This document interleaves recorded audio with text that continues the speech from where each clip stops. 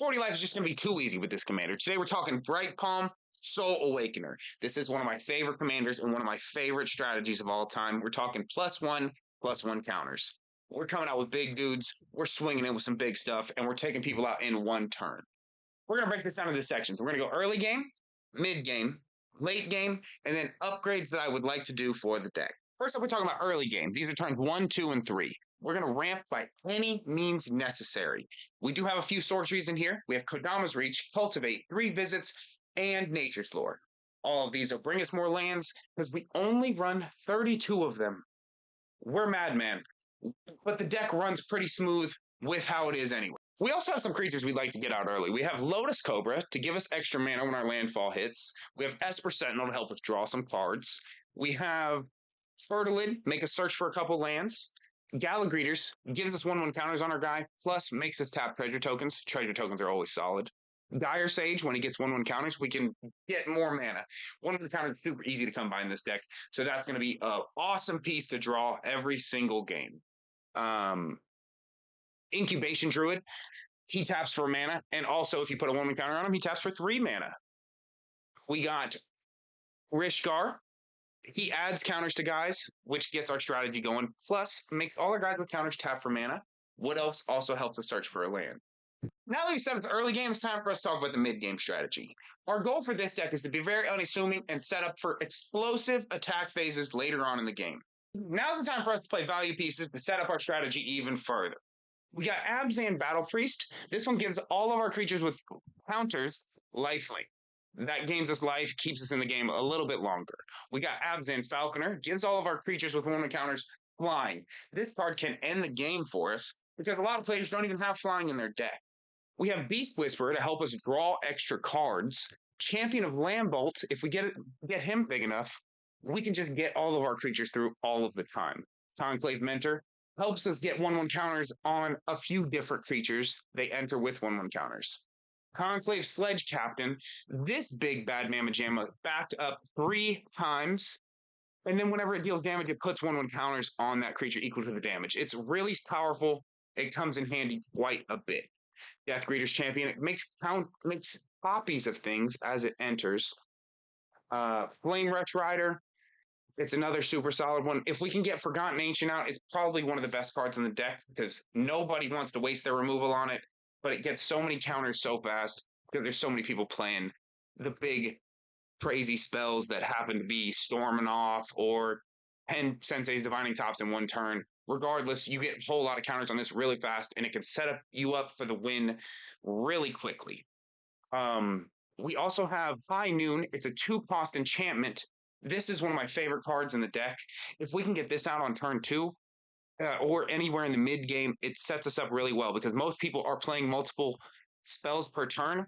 We are just playing abilities. So we usually play on curve once we get to turn 4 and 5, so we don't need to spend more mana on more spells, but it really hurts everybody else. Even if it says that it doesn't hurt them, it's going to hurt them. And we just play around it because we know what to do. And then if anything, they can waste the removal on that so they don't waste it on stuff we actually want to keep. We don't run a whole lot of removal in the deck, so you got to use that very, very wisely. This can still help you survive a turn, but be very careful because Generous Gift, it can destroy any one thing, but you only get that one thing. Return to Nature, it destroys one thing. Swords to Plowshare, one thing. I only have like 5 removal spells in here, but still amazing when you know how to use them correctly. By the time we get to late game, now we're moving into eliminate players. We go to play our commander. Our commander has backup 1. Whenever this creature enters the battlefield, put a 1/1 counter on target creature. It gains the following ability if it's another creature. This ability is whenever this creature attacks, double the number of counters on target creature. The creature can't be blocked by creatures with power 2 or less. So it gives us a little bit of evasion in case they have a whole bunch of 1/1 counters, as well as doubles the counters on something so we can get for that much more damage. I like to double up this ability. So I have Strionic Resonator in there so we can get a second trigger. We also have Flame Shadow Conjuring. In case we have extra red mana, we can create a copy. It dies immediately, but we get to keep the backup trigger on the stack. So we can back up twice or even a third time if we have enough mana to cast our commander a second time. Because we sacrifice our commander instead of the copy, so we can cast our commander to get that sorcery spell again. And when we double our counters 4 or 5 times, it's just a matter of time before it's so powerful that it just goes right on through, no matter how many creatures your opponent has. I'm running Shamil so we can get some free spells, as well as stop our spells from being countered at all. The creatures we're going to try to win with, we got Zope and Drill to double our creature's attack when we go into combat. We have Mana Gorgia Hydra. He gets so big so quickly that players don't know what to do with him. We have Franco Tree Tin Kingpin, so we can create a whole bunch of 1/1 tokens, as well as make a massive Cranko, which is always fun. Polonian Hydra has won me more games than I can count. The doubling the counters on top of our commanders, doubling the counters is amazing. And this guy doubles the counters on everything. Doubles the counters on himself. It's amazing. Hamza, he lets us get creatures in for each creature we have with a 1/1 counter, so we can cast up for way cheaper. We have Genesis Hydra to give us something for free throughout our deck, because we have a lot of mana by the end of the game. Emergent Woodworm. He also is kind of like a Genesis Hydra ability where we get to search the top of our library for some type of permanent spell that comes on the battlefield. Our deck is very permanent based, so every single type of permanent we can get or search or like look at the top couple, it gets us that much closer to winning the game. We have Death's Presence in case any of these big creatures get taken care of. We can add more 1/1 counters to a small creature to now make that the threat. And that happens way more often than you think.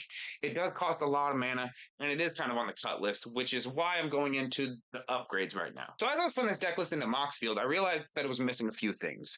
If I had to add a couple things, I would add Rishgar's Expertise. This is to help us draw more cards, cast a free spell during our turn, because this deck seems missing a few draw cards. It has not many, I think 4 cards to draw cards. It has Beast Whisperer, Tribute to the World Tree, Inspiring Call, Shamanic Revelation. There's not, Esper Sentinel, there's not a whole lot to draw cards, so we're going to add another card to draw some more cards in here. We have Hardened Scales because we're going to add more 1/1 counters than we need to, so we can get our strategy going a lot faster. Branching Evolution, it also doubles our counters, and not just adding an extra one, it doubles them, which, as you see in this deck, it's all about 1/1 counters, so that is perfect. We also already run Ozolith, Shattered Spire, so anytime we're adding a counter, we're adding another counter. So if we can get Branching Evolution, Shattered Spire, Branching Evolution in turn 1, 2, and 3, it sets us up amazingly for the rest of the game. Because most people don't have enchantment removal that heavy that early. Wrath of God, because we need more board wipes, because turn 4, 5, and 6, people are usually doing too much, and we need to clean up the board a little bit. I'm not running any board wipes, I don't think. So we're going to put Wrath of God, Austere Command, and Blasphemous Sack to take care of all of that stuff. Birds of Paradise gives us another turn 1 play, and it gives us mana for any color we need. I didn't have any mana dorks in here except for 2 cost, and I want to throw some 1 cost in here so we can get going a little faster. Elish Norn, Mother of Machines, I didn't realize till just recently that like backup is an ETB ability, so we're going to double up our ETBs a little more. Elish Norn, Mother of Machines, or Panharmonicon, that's another good one. Ovia and Elvish Piper both just put creatures in from your hand, which would be great with this deck because that's what we're trying to do. We're trying to just put creatures in, and then they get the backup ability anyway. So that is 2 cards that I'm definitely going to add into the deck. And a Worldly Tutor so we can just find whatever creature we need in the time that we need it. But regardless, thank you guys for joining me. My name is King Luke. I hope you like this deck tech. And if you want to see this deck tech, if you want to see this deck in action, make sure to subscribe because gameplay is coming real soon. Thanks for joining me. Peace out.